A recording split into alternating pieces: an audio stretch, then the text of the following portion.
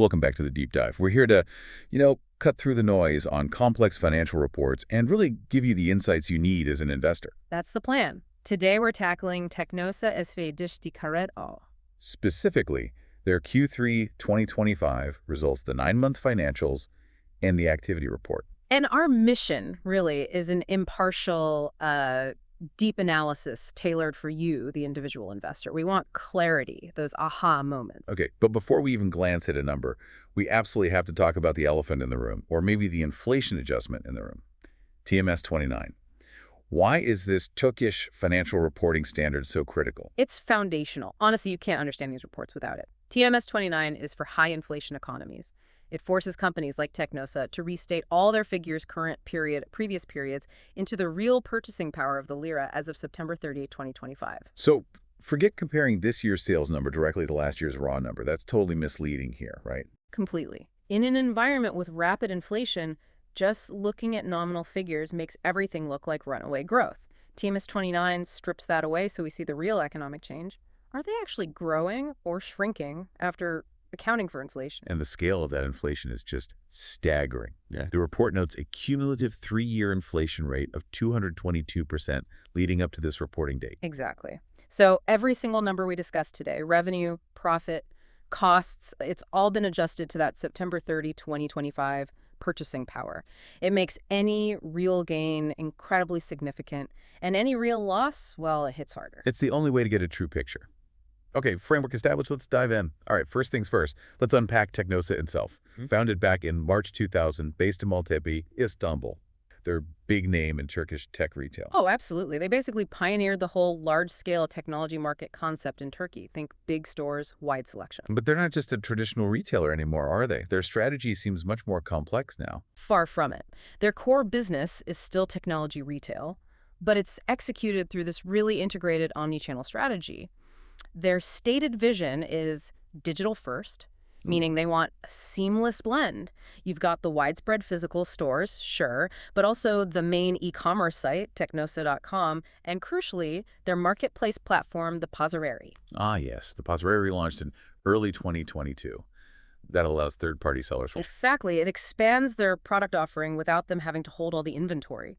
It's about building a whole ecosystem around customer online and offline. This digital-first approach, it feels like a necessary move, especially given the costs of running physical stores. And we see that reflected in their store network numbers, don't we? We certainly do. There's clear evidence of optimization, maybe even consolidation. Between the end of 2024 and the end of Q3 2025, the store count dropped. How much? From 175 stores down to 146. That's 29 stores closed in 9 months. Wow, nearly 17%. And the total retail space decreased too. Yep, from about 106,000 square meters down to roughly 95,600. So what's the takeaway for you as an investor seeing that? Is it purely cost-cutting or something more strategic? I think it's definitely strategic. The activity report mentions this ongoing optimization, closing smaller, maybe lower efficiency stores. But they're also opening new, larger concept stores, like the one mentioned in Forum Erzurum AVM. So fewer, but maybe better, more profitable locations, maximizing revenue per square meter. Precisely. It's an efficiency drive. In a tough market, you can't afford underperforming assets. You focus your capital where it works best. Makes sense. And before we move off the core business, we should mention Teknosa. That's their subsidiary, right? Yes, Teknosa is important. It's their brand focused on the HVAC sector, heating, ventilation, air conditioning. It provides a bit of diversification away from the pure consumer electronics cycle. The report mainly focuses on Turkish operations, but Teknosa is a significant part of the mix. Hashtag 1.2, ownership, governance, and human capital. Okay, let's look at who owns and runs this show. The ownership structure is quite clear. Yes, it's deeply connected to one of Turkey's major industrial conglomerates. The main shareholder, the Ana Ortak, is Hakkı Umur Sabancı, Holding A. And they hold exactly 50.00%. 50% of the shares and voting rights, that provides a strong anchor shareholder. And the other 50%? That's publicly held. The shares trade on Borsa Istanbul under the ticker TKNSA since 2012. So governance is key for those public shareholders. Let's talk about that governance. The board of directors, the Yönetim Kurulu, who are the key figures? The chairman is Gökhan Ergün, and the vice chairman is Mustafa Kerem Teskan. The report also lists other board members. Interestingly, there were some changes noted during 2025 appointments in March, April, August. Suggests maybe a dynamic period for the board. What about diversity? Any female representation? Yes, looking at the listed members, as of the report date, there's one female board member, Nevgul Bilsasafkin. She serves as an independent director. Yeah, there's Jane's there too. Right. Hatis Berkisivilek left the board and was replaced by Seskin Yelman. So out of the 6 named members, 1 is female. That's about 16.7% representation. Okay. Now, connecting back to that store optimization strategy, closing nearly 30 stores must have had an impact on staffing levels. Absolutely. The efficiency drive has a human cost, or at least a direct impact on headcount. The personnel count decreased quite significantly. Oh, just did it drop. It went from 2,989 employees at the end of December 2024 down to 2,495 by September 30, 2025. That's a reduction of 494 people. Yes, and it directly correlates with the store closures and the overall push for a leaner operation. For you, the investor, it confirms management is serious about cost control and efficiency, even if it means making tough decisions on staffing. Are those reductions just from store staff, or is it broader? Maybe automation playing a role too? The report links it primarily to the store network changes. Closing stores inevitably means fewer retail staff needed. It aligns with that strategy of optimizing the physical footprint. Okay, and what about the compensation for the top team driving these changes? The general manager and the VPs. The report gives a total figure for payments to top executives for the first 9 months of 2025. It came in at 69,367,000 Turkish lira. And how does that compare to the previous year, remembering we need to use the inflation-adjusted figures? That's the key point. In real terms, adjusted for inflation, the 69.4 million TL is actually slightly less than the 71.3 million TL paid in the first 9 months of 2024. Interesting. So even top executive pay and real purchasing power saw a slight tightening, aligns with the overall efficiency message. It seems consistent, yes.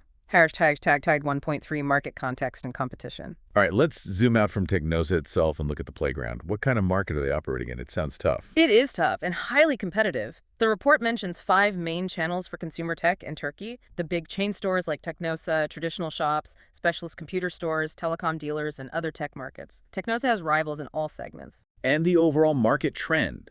We have data from GfK, adjusted for inflation, which paints a pretty stark picture for the first 8 months of 2025. It does. According to GfK, the overall consumer electronics market, and this includes white goods and small appliances, actually shrank by 3% in real terms compared to the same period in 2024. So after accounting for inflation, people were buying less stuff overall. Correct. Real demand was down. Which specific categories got hit hardest? The core consumer electronics category, think TVs, audio equipment, saw the biggest drop, down a significant 9% in real terms. Ouch. That's right in Teknosa's sweet spot, isn't it? Absolutely. IT products were down 5%, large white goods down 3%, small appliances down 2%. Even the telecom sector saw a slight real contraction of 1%. So Teknosa is facing serious macroeconomic headwinds, especially in its traditional core areas. Wait, I think there was another data point from Tech Online. It showed something slightly different for the first 6 months. Good point. Yes, the Tech Online data for the first half of the year suggested a small overall real growth of 1%. So a contraction according to GfK for 8 months, but slight growth according to Tech Online for 6 months. How do we reconcile that?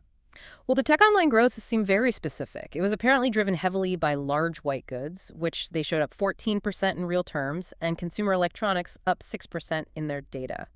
It highlights that measuring these markets precisely can be tricky. Different methodologies, maybe different timings or baskets of goods. Okay, but the broad takeaway for us. The broad takeaway is clear. Teknosa is operating in a challenging market environment where real demand is, at best, flat, and in key categories, it's definitely contracting. This makes their focus on efficiency and margin protection absolutely essential for survival, let alone success. Okay, so we've set the scene. Tough market, real contraction in demand. Now, how is Teknosa actually performing within that challenging context? We know they're optimizing stores, but what else are they doing? Hashtag 2.1 operational highlights, 9M 2025. Their main weapon seems to be that digital-first transformation we talked about. And it's not just talk. We're seeing some concrete examples of how digital tools are impacting the business. Like what? Give us a specific example. Okay, take the Bilge app. This is an application specifically for their in-store sales consultants. Usage of this app jumped significantly from 56% of consultants using it up to 85%. So more staff are using the tool. Does it actually help them sell better? Apparently, yes. The report draws a direct line. Consultants who use the BillJAP heavily saw an 8 percentage point higher performance in something called HGO. HGO. What's that? It stands for High Margin Goods Performance. So basically, the app is helping staff sell more profitable items. An 8-point lift in selling high-margin products is huge. Wow, so that's a direct link from a digital tool to potentially better gross margin? That's tangible ROI. Exactly. It shows the digital strategy isn't just about online sales, it's about making the physical stores more efficient and profitable too. Protecting margins is key when overall sales volume is under pressure. Makes sense. Mhm. And are they managing to hold on to customers despite closing stores? What about customer loyalty? Seems like it. The report states that their total customer count and active customer count continued to rise during the period, and their loyalty program, Techno actually surpassed 5 million members. 5 million members. That's a significant base. It suggests that while they're optimizing the physical network, they're successfully engaging their core customer base digitally and through the remaining stores. They might be losing some foot traffic, but consolidating the spending of loyal customers. Okay, digital tools, customer loyalty. What about that other pillar, Eclimsa, the HVAC unit? How did that perform? Eclimsa looks like a real bright spot. It's providing that diversification benefit. The growth figures for the first 9 months of 2025 are pretty impressive, especially in real terms. Like what kind of growth? For example, their VRF product group, these are often larger, high-efficiency systems, saw unit count grow by 40%. 40% real growth. That's strong. Very strong.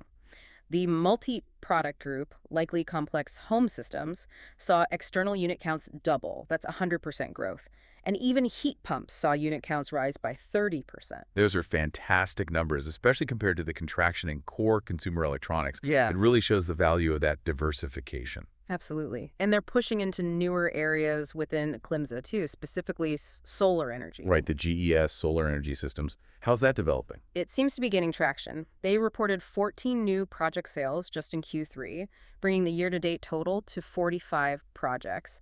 And they're building out their dealer network, the Bay, for these systems, reaching 112 certified firms. So they're investing in building a potentially significant future revenue stream in renewables and climate solutions. That feels strategically smart long-term. It does. It's less cyclical than consumer gadgets and taps into broader energy transition trends. Hashtag 2.2 corporate governance, risk, and sustainability. Okay, strong operational moves, but underpinning all that needs to be solid governance and risk management, especially in Turkey's volatile environment. How do they stack up there? On corporate governance, their 2024 compliance report, referenced here, shows a high degree of adherence to the mandatory principles set by the SPK, the Capital Markets Board. They complied with all 24 mandatory ones. That's good. What about the non-mandatory ones, the best practice type principles? There, it was a bit more mixed, which is common. They reported full compliance with 62, partial compliance with 4, and non-compliance with 2 of the non-mandatory principles. Still suggests a strong focus on governance overall. And sustainability, is that on their radar? It's increasingly important for investors. It definitely seems to be. They highlighted their inclusion in the BS Sustainability Index for 2025. Plus, they released their first sustainability report under the new Turkish standards, TSRS2. What did that report focus on? Crucially, it focused on climate-related risks and opportunities. That signals they're starting to integrate environmental factors into their strategic thinking and financial planning, not just treating it as a separate PR exercise. Good to see. Now, risk management. You mentioned the volatile environment. How do they approach risk? Their philosophy, as stated in the report, is quite mature. They view risk not just as a downside threat, but as encompassing both threats and opportunities. And who oversees this? It's managed under the supervision of an early risk detection committee, which includes some board members like Kamuran Usar and Nevgul Bilzilsafkan. What are the main categories of risk they identify? They break it down logically. Financial risk, that's liquidity, foreign exchange, interest rates, credit risk. Then operational risks, supply chain disruption, IT security, efficiency issues. Strategic risk, macroeconomic shifts, regulatory changes, competition. And finally, compliance risk. Given the financial pressures we've already hinted at, what are they doing specifically about financial risk, like FX and interest rates? This is interesting. The report explicitly mentions the proactive use of derivative instruments. Hedging, basically, using financial contracts to offset potential losses. Exactly. They're using derivatives to mitigate both foreign exchange risk and interest rate risk. It shows they're actively managing these exposures, not just hoping for the best. Which tells you what, as an investor? Well, two things. One, management is sophisticated and aware of the significant financial risks they face. Two, the fact they need to use complex derivatives confirms just how high those risks actually are in this operating environment. It's active management necessitated by high volatility. Okay, this is where the rubber meets the road. Let's get into the numbers themselves. We've heard about operational efficiency, but also market headwinds. How does it all translate financially? And crucially, we're always comparing 9M 2025 to 9M 2024 in real inflation-adjusted terms. Yeah. Hashtag 3.1 revenue and core operational profitability. Let's start right at the top with sales revenue, or CIRO. For the first 9 months of 2025, Teknosa reported 57.7 billion Turkish lira. Okay, 57.7 billion, and the inflation-adjusted figure for the same period last year. Last year, 9M 2024, the adjusted figure was 63.2 billion lira. So, a definite decline, as the market data suggested. Yes, that represents a 6.7% real-term decrease in sales revenue year over year. That's the market pressure clearly visible on the top line. How did that revenue break down across their channels? Physical stores, Mağaza Tilak, still brought in the lion's share, about 48.9 billion TL. E-commerce was next at 5.7 billion TL, and the dealer group, Bey Grubu, likely Glimpsite, etc., contributed 3.0 billion TL. Okay, so real sales are down 6.7%. Now, the big question, did that efficiency drive we discussed actually protect profitability? Let's look at gross profit, brute car. This is where the story gets really interesting and, frankly, quite impressive operationally. Despite the lower sales volume, their gross profit increased in real terms. Increased, even with selling less. Yes.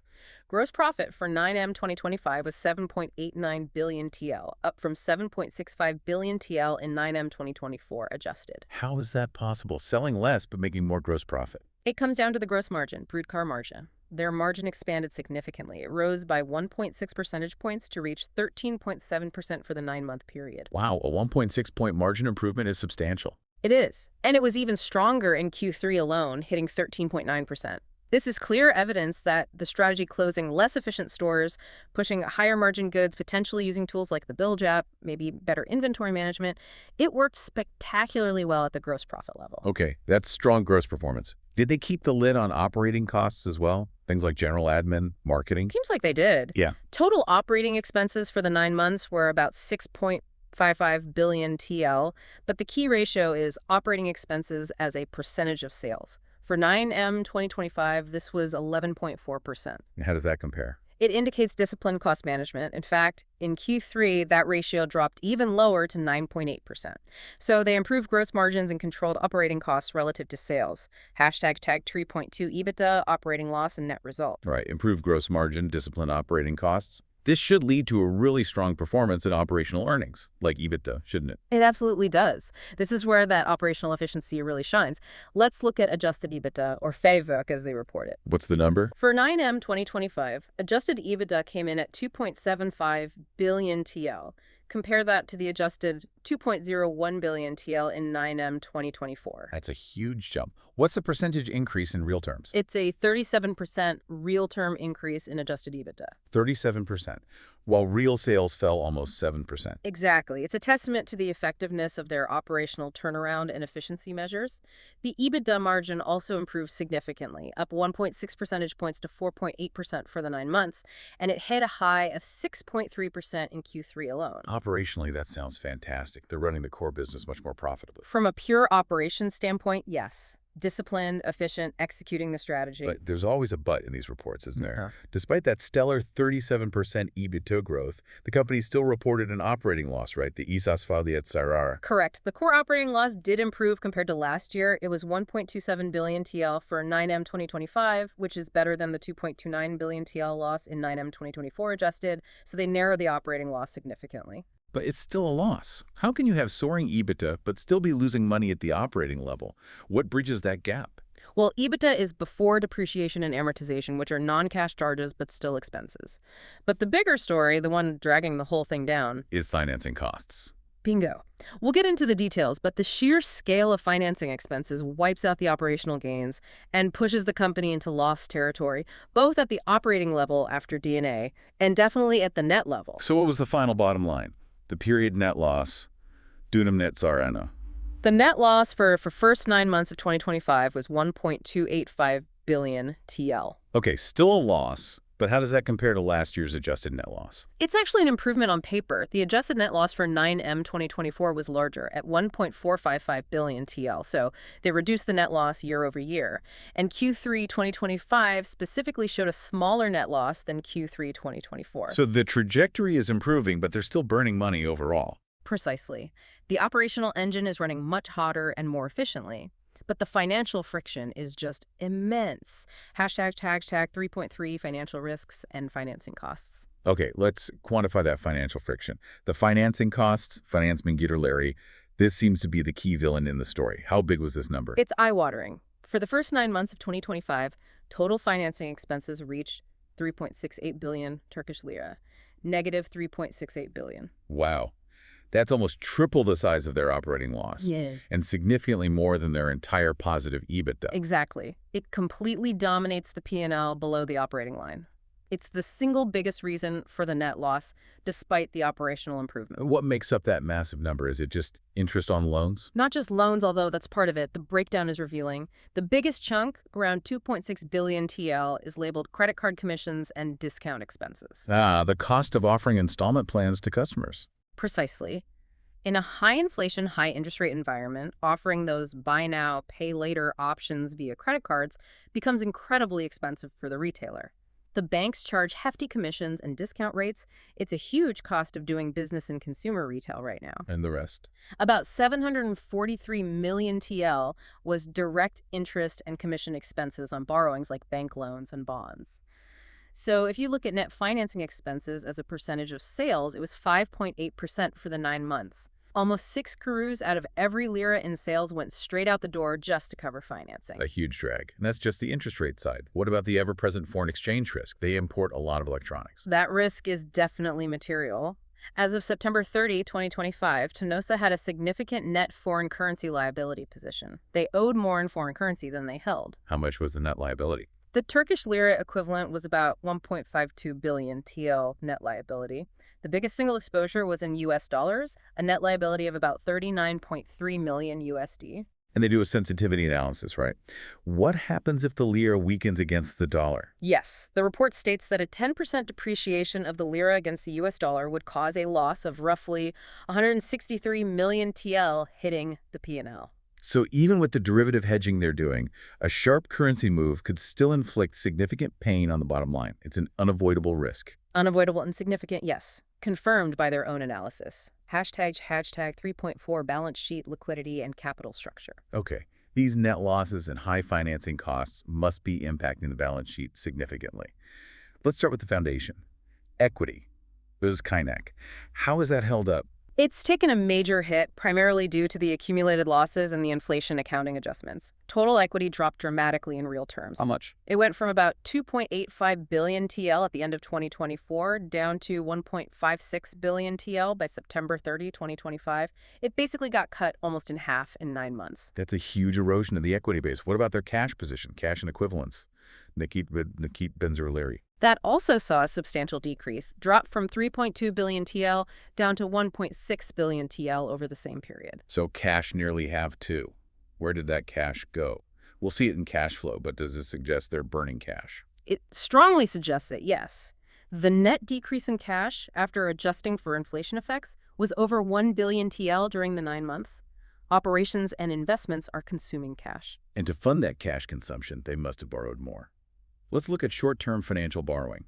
Kasa Vadeli Financial Borslamalar. That figure spiked dramatically. It went from just under 500 million TL at the end of 2024 to over 2.0 billion TL by September 2025. Wow, a four-fold increase in short-term debt. Yes. The report shows this includes about 1.4 billion TL in newly issued bonds and 600 million TL in bank loans. This increase directly reflects the need to finance working capital and cover the cash shortfall from operations. Okay, less equity, less cash, more debt. This sounds like liquidity ratios must be under pressure. What about the current ratio? Definitely under pressure. The current ratio, current assets, current liabilities, declined from 0.95 at the end of 2024 to 0.87 in September 2025. Below 1.0 is usually a warning sign, right? Means current assets don't cover current liabilities. Generally, yes. For a retailer, it might run slightly lower due to inventory cycles, but A value below 1.0 combined with a declining trend is certainly a point of concern for short-term liquidity. And the quick ratio, which excludes inventory, that must be even lower. Much lower, and also declining. It fell from 0.26 to 0.21.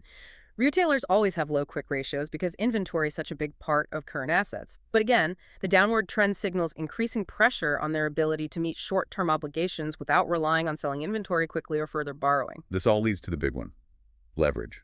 With equity falling and debt rising, the total liabilities to equity ratio must have exploded. It did. This is probably the single most alarming ratio in the report for an equity investor. The total liabilities equity ratio went from 6.99 at the end of 2024, Which was already quite high. to 13.04 by September 30, 2025. 13 times leverage. Just spell that out for us. What does 13 to 1 leverage mean in practical terms for risk? It means the company is financed overwhelmingly by debt rather than owner's equity. The creditors have a much larger claim on the company's assets than the shareholders do. It magnifies risk dramatically. Any further losses disproportionately impact the very thin slice of equity. It means the company has very little cushion to absorb shocks. It's a significantly riskier capital structure than it was 9 months prior. Hashtag 3.5 cash flow analysis, A, operating cash flow. Okay. Income statement showed operational success but a net loss due to finance costs. Balance sheet shows deteriorating liquidity and soaring leverage. The cash flow statement should connect these. Let's look at cash flow from operations. Did it reflect that operational efficiency? No, quite the opposite. This is where the pressure really shows. Cash flow from operations saw a massive negative swing. Negative, meaning the core business operations consumed cash. Exactly. In 9M 2024, they generated a positive 3.26 billion TL in cash from operations, adjusted.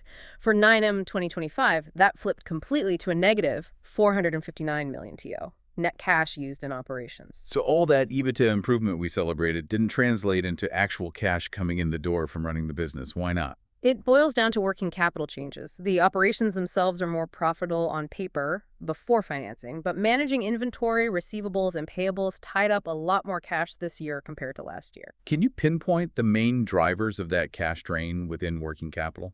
The report highlights a couple of big negative swings. There was a significant cash outflow related to increases in trade receivables from related parties, essentially. Money owed to Teknosa by other Sabancı Group companies took longer to come in, tying up about 378 million TL. There was also a general negative impact from changes in other operating assets, using up another 506 million TL. So slower collections, especially from related parties, and maybe building some inventory or prepaids? Something like that.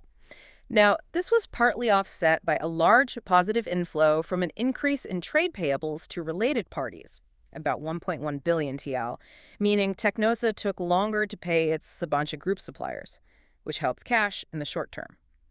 But the net effect was still a significant cash drain from operations. And this cash drain forces them to borrow more, Which increases the debt. which increases the financing costs that cause the net loss. Yeah. It's a tough cycle. It is. And despite this cash squeeze from operations, they are still investing in the future. Look at cash flow from investing activities. Were they cutting back on investment? No, the opposite. Net cash used in investments actually increased slightly to 352 million TL in 9M 2025. The notable item here was a big jump in spending on intangible assets. Software, digital infrastructure, that bill job maybe. Likely related to that digital transformation, yes. Spending on intangibles jumped from about 180 million TL last year to 415 million TL this year. So they're making the necessary investments for the future, but right now that investment is adding to the overall cash outflow. Hashtag 3.6 critical footnotes and other details. Okay, before we wrap up, let's quickly touch on a couple of details often hidden in the footnotes, the dip not lar. Related party transactions are always important when dealing with a conglomerate like Sabancı. Absolutely critical. Footnote 4 gives some details. The financial ties are deep. For instance, the largest amounts Teknosa owed to related parties were to Aksigorta, an insurance company, nearly 1.1 billion TL, and Caraforsa, the retailer, about 364 million TL, likely related to store leases or shared services. And money flowing in from related parties. The largest sales were also to Aksigorta, around 939 million TL, maybe bulk sales or employee programs, and Akbank, a major bank, 104 million TL. It just underscores how operationally and financially intertwined Teknosa is with the wider Sabancı ecosystem, using Akbank for deposits, leasing from Caraforsa perhaps, significant intercompany trading. It provides stability but also complexity. Anything else notable in the provisions or liabilities? Short-term provisions increased overall. One specific increase was in litigation provisions, dava Clara, which went up from about 59 million TL to 96 million TL. Suggests maybe more legal activity or higher expected payouts. And there was a new specific provision, too. Yes, a new provision for a competition board penalty, rekabet kurulucheza karşılığı, of about 12.9 million TL. This relates to a fine that was announced, and they seem to have provisioned for the amount after an early settlement discount. Just another cost of doing business and managing regulatory risk. Okay. One last small detail. Deferred income from gift cards. Right, footnote 10. The liability related to unredeemed gift cards, hediye kartu, actually increased from 127 million TL to 176 million TL. That's technically a liability, but is it a positive sign? You could see it that way. It represents future sales that are already paid for. An increase suggests customers are still buying gift cards, maybe indicating some confidence in the brand or locking in prices. It's a small positive indicator of future committed revenue. Hashtag outro. All right, we have gone through a lot of detail there. Let's try and synthesize the main story for you, the investor. It feels like a tale of two companies almost. It really does. On one hand, you have this incredibly impressive operational turnaround. They faced a shrinking market, yet managed to significantly boost gross margins and achieve a stunning 37% real-term increase in EBITDA.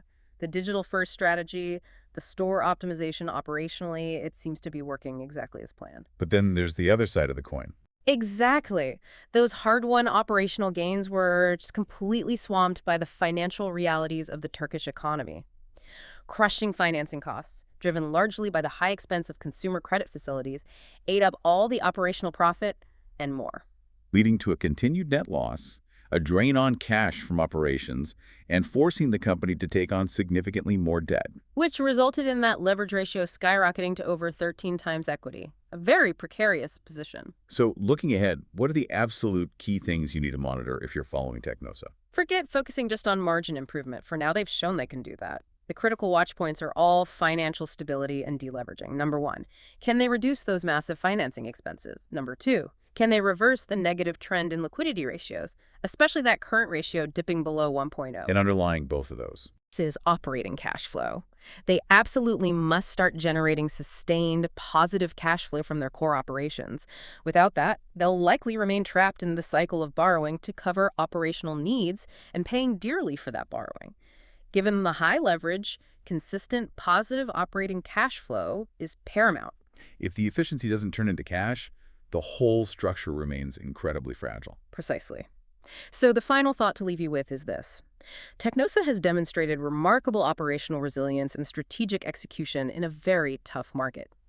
But its future value, its ability to reward equity holders, now hinges almost entirely on whether those efficiencies can generate enough cash quickly enough to overcome the enormous structural cost of capital in this high inflation, high interest rate environment.